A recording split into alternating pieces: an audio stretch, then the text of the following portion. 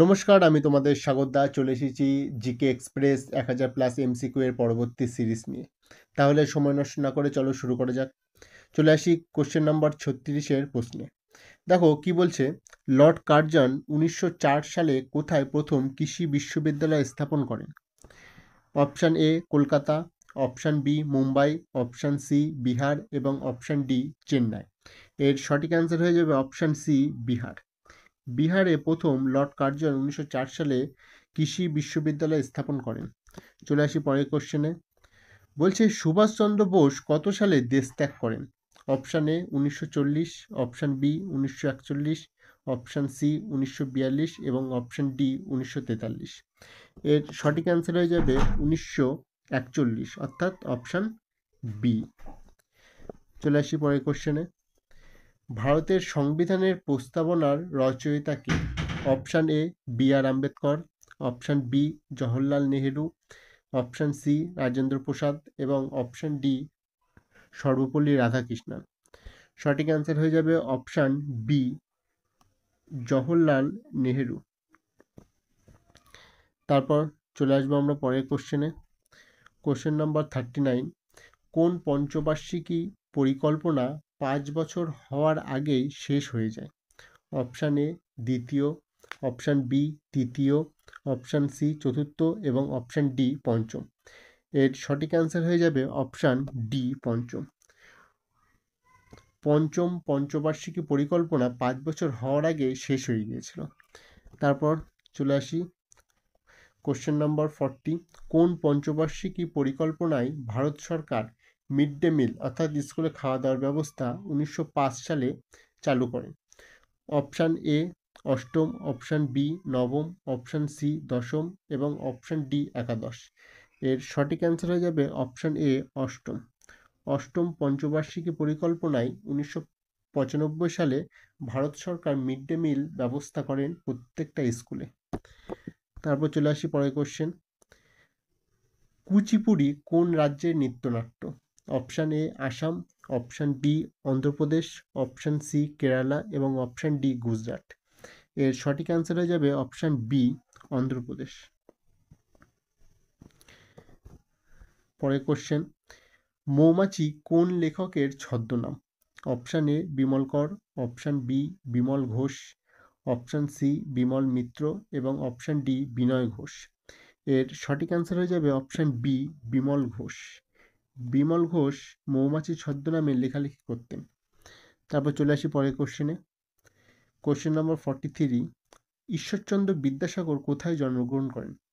এটা তো একদমই সহজ প্রশ্ন, এর উত্তর তোমরা সবাই জানো। তাই একবার অপশানগুলো দেখে নিই। Option A Purba Medinipur, option B Paschim Medinipur, option C Hooghly এবং অপশান ডি বীরভূম।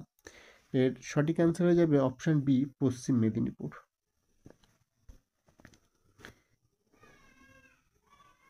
তারপর চলে আসি পরের কোশ্চেনে। তামাক বিরোধী দিবস কত তারিখে পালন করা হয়? Option A 5 June, option B 31 May, option C 7 April, option D 22 March. এর সঠিক অ্যান্সার হয়ে যাবে অপশান বি 31 মে। 31 মে তামাক বিরোধী দিবস পালন করা হয়। তারপর পরের কোশ্চেন 45। জামা মসজিদ কোথায় অবস্থিত? Option A Delhi, option B Agra, option C Lahore এবং অপশান ডি কাবুল। এর সঠিক অ্যান্সার হয়ে যাবে অপশান এ দিল্লি। দিল্লিতে জামা মসজিদ অবস্থিত। তারপর পরের কোশ্চেন নাম্বার 46। ভারতের প্রথম নির্বাচন কমিশনার কে ছিলেন? Option A Sukumar Ray, option B Sukumar Sen, option C Rajendra Prasad এবং অপশান ডি সুনীল আরোরা।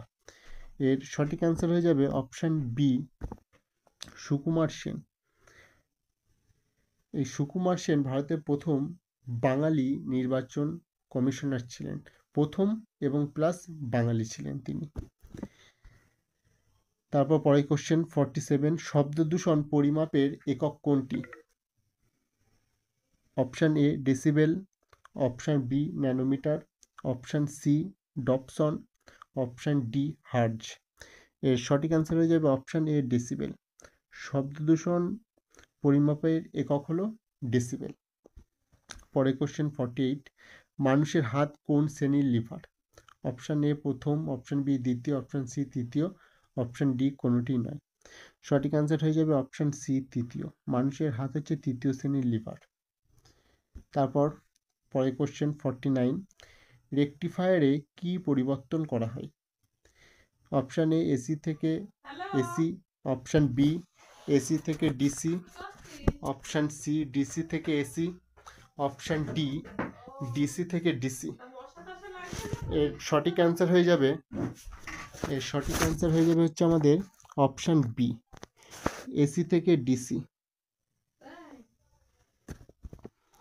তারপর চলে আসি পরের কোশ্চেনে, মহাবিশ্বে সবচেয়ে বেশি যে মৌলটি আছে সেটি হলো option A hydrogen, option B helium, option C neon, option D oxygen. এর সঠিক অ্যান্সার হয়ে যাবে অপশান এ হাইড্রোজেন। আজকের ক্লাস এই পর্যন্ত। সেট 1-এর যতগুলো কোশ্চেন আছে আজকে সমাপ্ত হলো। এর পরের দিন আমরা সেট 2-তে যতগুলো কোশ্চেন আছে সেগুলো প্র্যাকটিস করব। যদি ভিডিওটি ভালো লেগে থাকে অবশ্যই লাইক, কমেন্ট, শেয়ার করবে। ধন্যবাদ।